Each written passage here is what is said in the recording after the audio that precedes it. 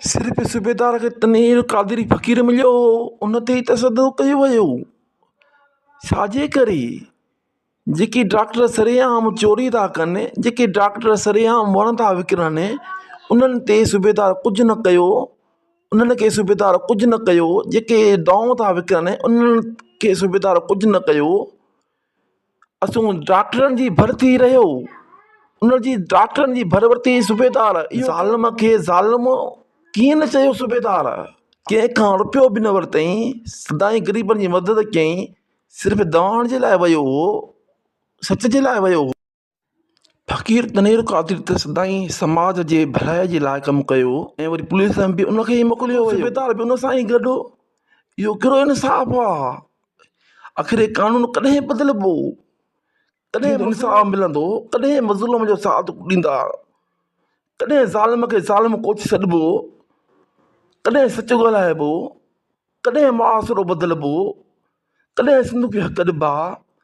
ही डॉक्टर जेके वण था कपनि, उनखे ऐसे कुझु कयो। जेके ज़िना था कनि, सूबेदार उन्हनि खे कुझु न कयो। जेके चोरी था कनि, सूबेदार उन्हनि खे कुझु न कयो। फ़क़ीर तनीर क़ादिर त सदाईं समाज जे भलाई जे लाइ कमु कयो ऐं वरी पुलिस में बि उनखे ई मोकिलियो वियो। इहो कहिड़ो कानून आहे? इहो कहिड़े किताब में कानून लिखियलु आहे? आख़िर कानून कॾहिं बदिलबो? कॾहिं इंसाफ़ मिलंदो? कॾहिं मज़लूम जो साथ ॾींदा? कॾहिं ज़ालिम खे ज़ालिम कोचे छॾिबो? कॾहिं सच ॻाल्हाइबो? कॾहिं मुआसिरो बदिलबो?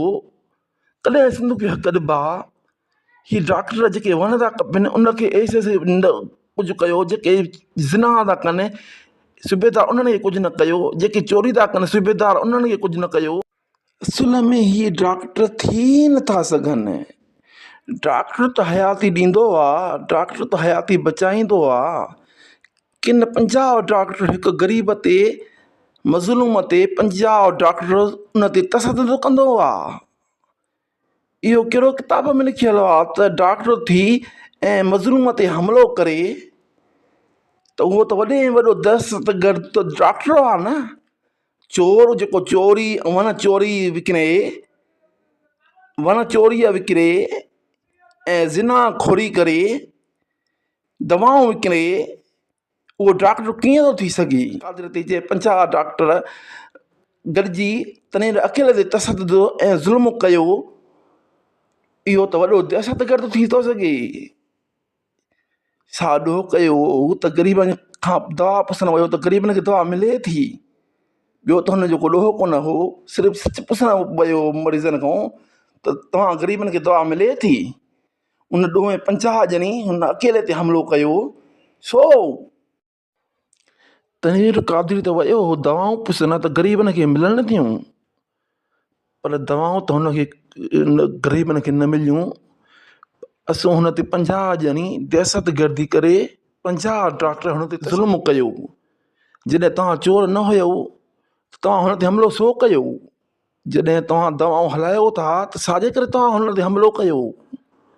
इहा आवाम खे ख़बर आहे त इन इस्पताल में वण विकिया विया, ज़िना कई वई, दवाऊं विकामियूं वञनि थियूं,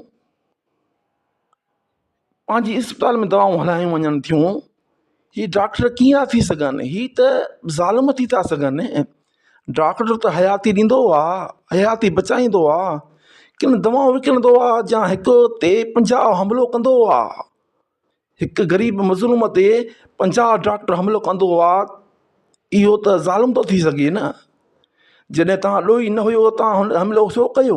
छाजे लाइ कयो? जॾहिं तव्हां दवा ॾियो पिया ग़रीबनि मरीज़नि खे, दवाऊं तव्हां ॾियो पिया, तव्हां हुननि ते हमिलो छो कयो? तनीर क़ादिर ते हो त पुछण आयो हो। फ़क़ीर तनीर क़ादिर त सदाईं समाज जे भलाई जे लाइ कमु कयो ऐं वरी पुलिस में बि उनखे ई मोकिलियो वियो। इहो कहिड़ो कानून आहे?